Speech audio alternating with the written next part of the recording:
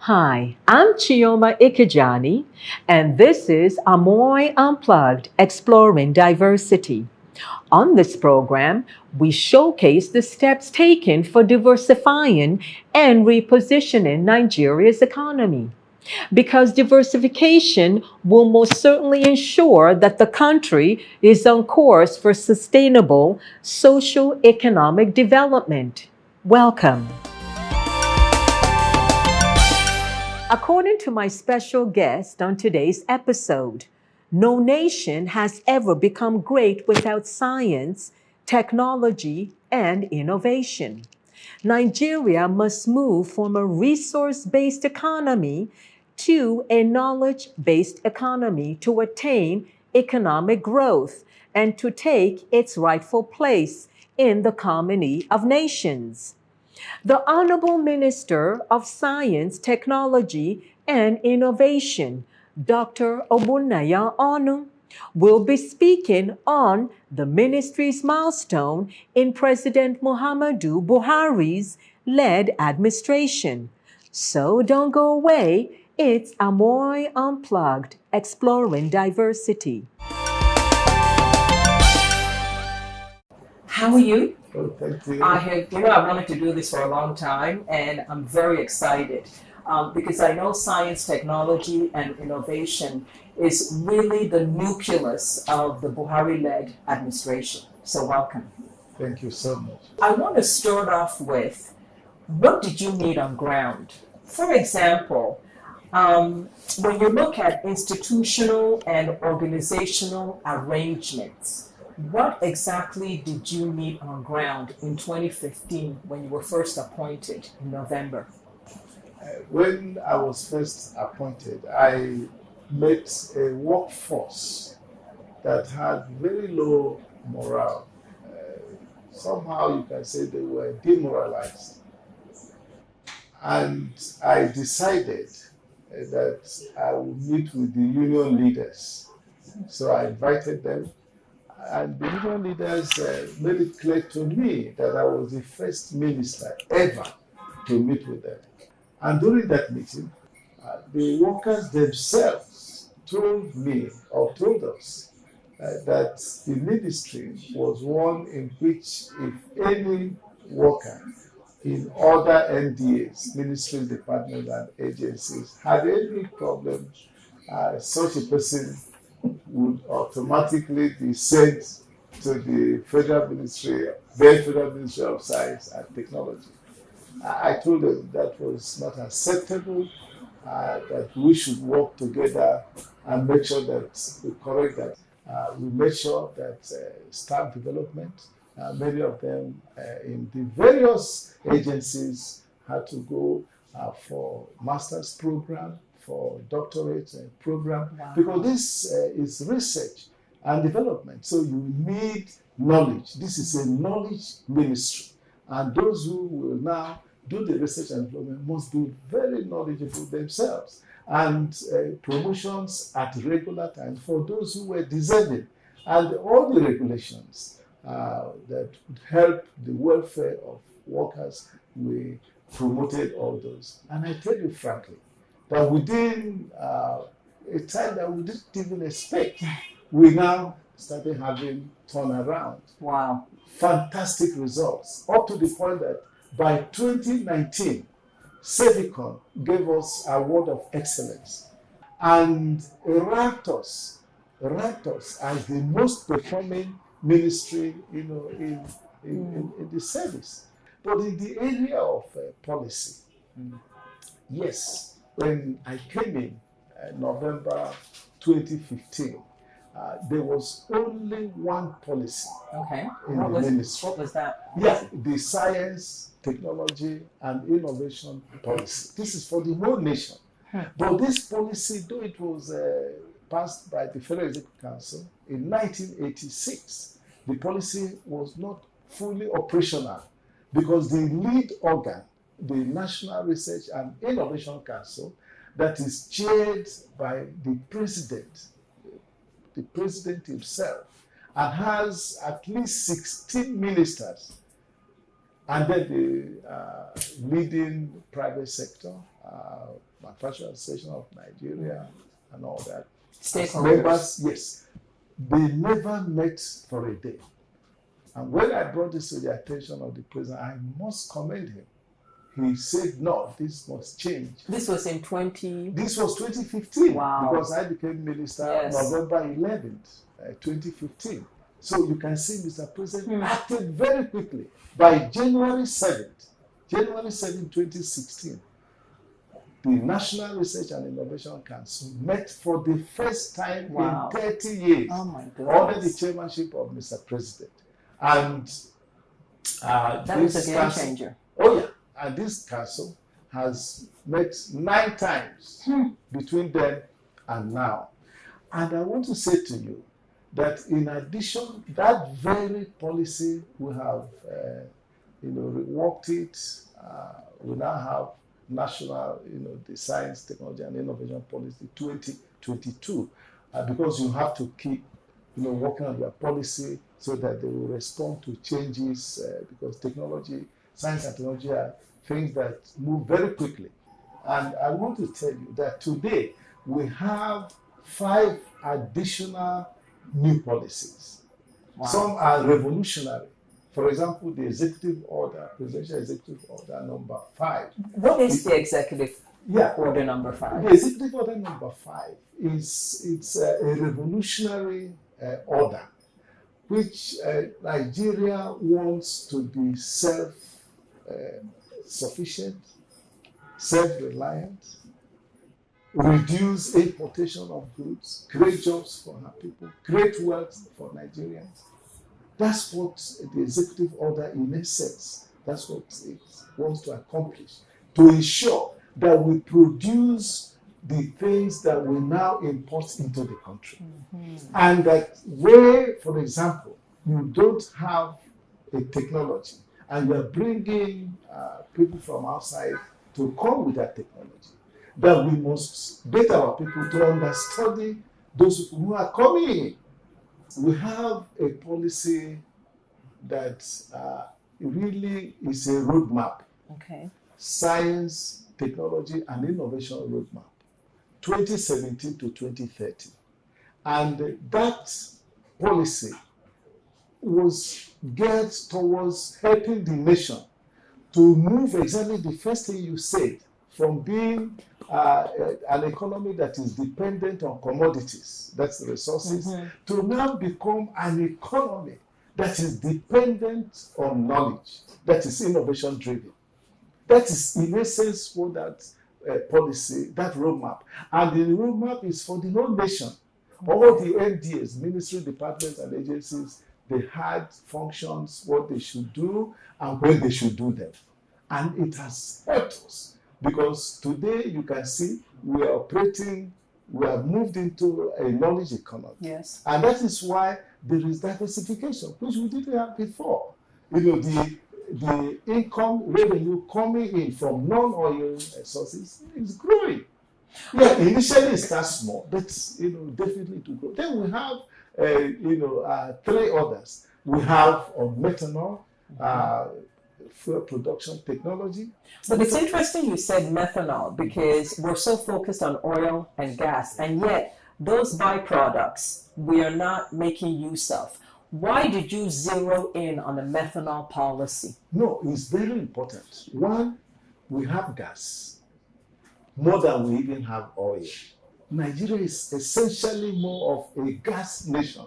And as the world is moving away from petroleum, crude oil, to renewable energy. Yes, gas is a transition fuel. So it's going to remain very important for a long time. But in Nigeria, we flare our gas. It's just like you have money, you take it somewhere, put kerosene on it and strike a match. That's what it means. But now, if you can use that gas to produce methanol. And methanol is a wonder chemical. By itself, you can use it for transportation. You can use it for energy.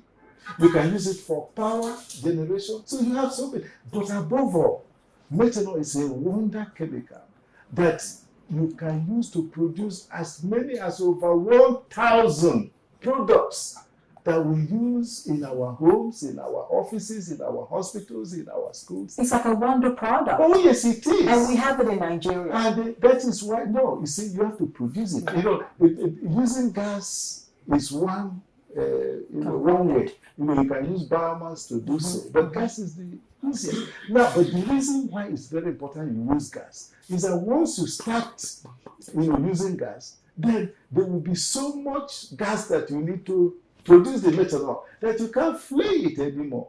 We'll be right back with the Honorable Minister, Dr. Ogbonnaya. He just told us 3 policies. There's 2 more to go. We'll be right back.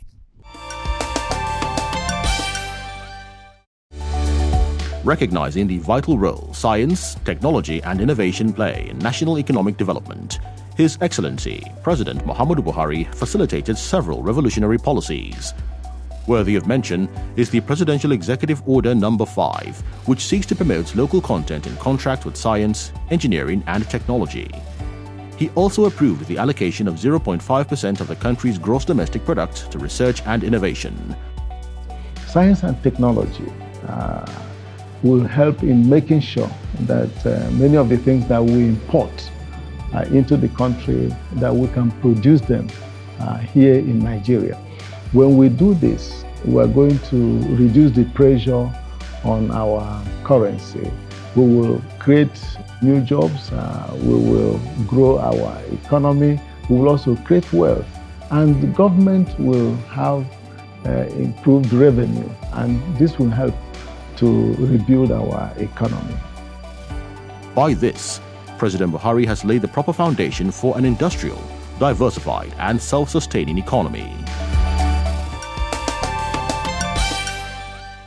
Welcome back to Amoy Unplugged. Before we went to commercial, you talked about the amazing policies that this Buhari-led administration under your leadership had been able to do. I want you to talk about the remaining 2 policies, and more exciting for me are the programs. I want you to talk about women. I want you to talk about what you're doing on youth, and there's so much more to talk about. But before, please tell me about the other 2 policies. No, the other 2 policies are also very, very important. We have a national strategy for competitiveness in raw materials and the product development in Nigeria. And this is to help us, to improve our productivity and our competitiveness in the world. So in the world, you rank productivity, you rank performance, and the World Economic Forum they normally do ranking for countries. Take, for example, by the time Mr. President was coming in, 2014, yes. 2015, the ranking was 127 over 144 countries. Wow. That is, Nigeria was ranked as the number 127, out of 144 countries. Now, but by 2018, 2019, Nigeria now became ranked 115 out of 140 countries. That's because we're doing something. So you can see the very big change that has taken place. And it's so important because what it's telling you is that your productivity is going up and that you are competing favorably. And then you can see this, with our agencies. How did you come up with the word innovation in the new naming of science technology? No. Innovation goes with science and technology. What is innovation? You have a product. Any little change you can make that will make that product be more efficient, or even cheaper, or do something that it was not doing before, but it's still the same product. That is innovation. That's what innovation is. So, it is critical in a country that wants to lead the world, because if you look at the new vision a statement of the Federal Ministry of Science, Technology and Innovation. We are saying that we want to be ranked as the foremost science, technology and innovation establishment in Africa, comparable to the best in the world. Wow. So it's very clear what we want to be. And we have so many programs, for our young people. We also have for gender balancing, because we want our girls, to take to science, technology, and innovation. So the Science, Technology, and Innovation Expo is serving many purposes. First is that it's helping us in the commercialization of research findings, because in Nigeria, we don't have many venture capitalists. In all these developed countries of the world, if you do your research, there are people who will be running after you. You're absolutely right. Oh yes, to take those researches, convert them into products and services and make money out of them. But here, it is not that way. So we now use the Expo, which is an annual event, to bring together inventors, innovators, investors, and researchers. To showcase. And the researchers come from everywhere. Our universities, our polytechnics, even our secondary schools. You can't believe it. They are very creative. So now our aim is that these investors will come, see all these innovations and inventions, and then invest in them. And it has happened. Wow. And it has helped to increase the interest that young people have in science, technology, and innovation. I want you to talk about patents and what you have been able to do with patents under your leadership, because I think that is critical. From the first day that I became minister, I knew that this was one way that we can help to grow science, technology, and innovation in the country. Because the protection of intellectual property is key. And patents is the most reliable measure of invention or innovation in any society. It's ownership. Oh yes, ownership. So now we have one of our agencies, the NOTAP that I mentioned to you, National Office for Technology Acquisition and Promotion. We mandated them to now facilitate patent acquisition by inventors. In 2015, patents facilitated by NOTAP, there were 6, just 6. But this number grew to 57. To 57. Oh yes, to 57 in 2019.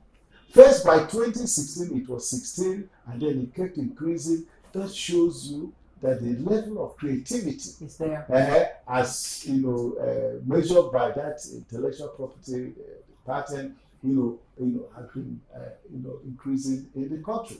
And by that 2019, the patents facilitated by NOTAP represented 65%, wow, 2/3 of all the patents in the country. Very interesting, data. And we're so happy. It's incredible. Oh yes. And what we have told all our research institutes and all that, the universities as well, because what NOTAP has done is that they have established centers. They call it, technology transfer offices, which they put in the various universities, so that you don't even need to travel to come and see them. It's there with you. So it's like a liaison office. Yeah, it's a liaison office. So if you have an invention, you just go there, and then they take it, because if you go to the patent office, you need a lawyer. Yes. And then to hire a lawyer, you need money. Yes. It costs money. Yes. So yes, many of these inventors, they don't have the money, And once we get the patent, we hand it over to them. We'll be right back with Amoy Unplugged, exploring diversity.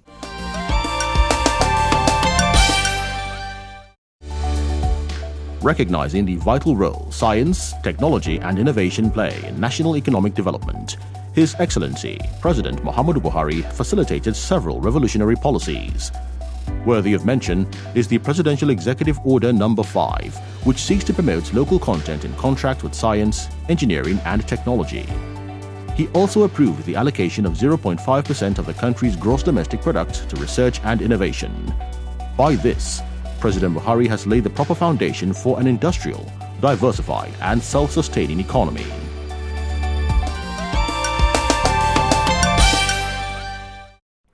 Welcome back to Amoy Unplugged, Exploring Diversity. So I wanted to talk about science, tech, and innovation as far as creating jobs. Yes, the job creation is very important. Nigeria has the largest population in Africa and one of the largest populations in the world. We need to plan, to make sure that we can have enough jobs for our people. And the level of unemployment and underemployment in the country now is high.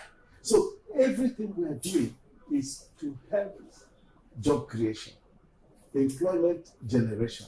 And most people don't know that science, technology, and innovation hold the key to job creation and employment generation. Now, how have we done this? We have one of our agencies, the National Board for Technology Incubation.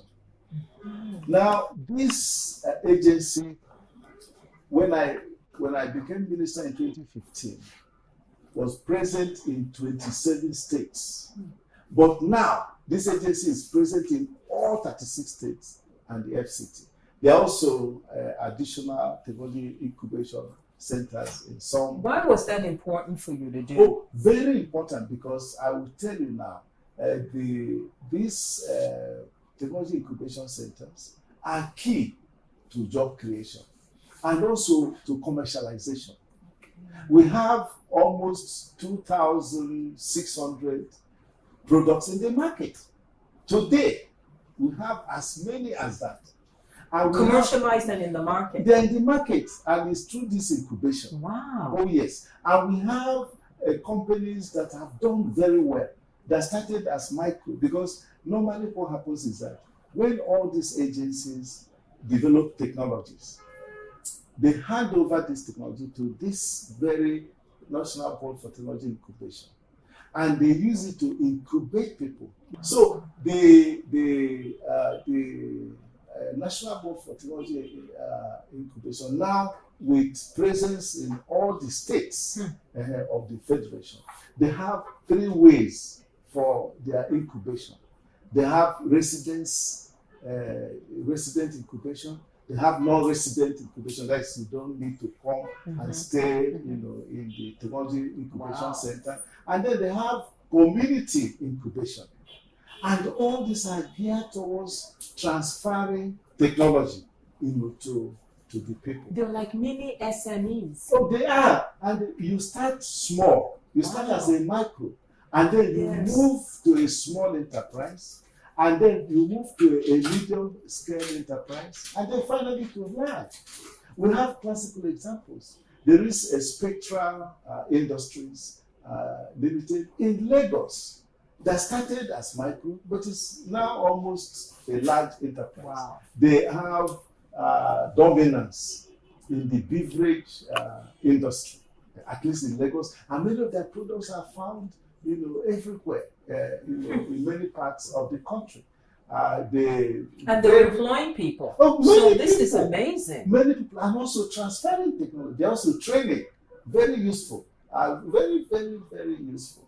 Now we have A and Shine enterprises here in Abuja, though they incubated at MENA, MENA Technology Incubation Center, and they're into honey and honey products. You need to look at what they are doing.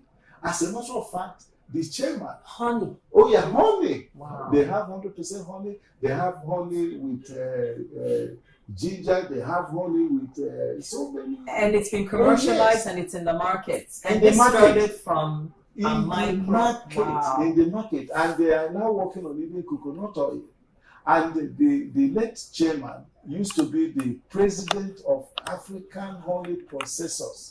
elected in Nairobi, Kenya in 2017. Yes, I think 2017. So it's also a very good example. I think in Kuje also, you can visit and see.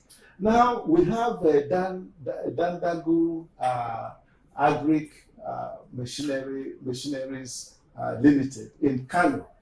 This is a man that is producing. I went there, and you need to go there. You will see rice processing plant, from parboiling to cleaning to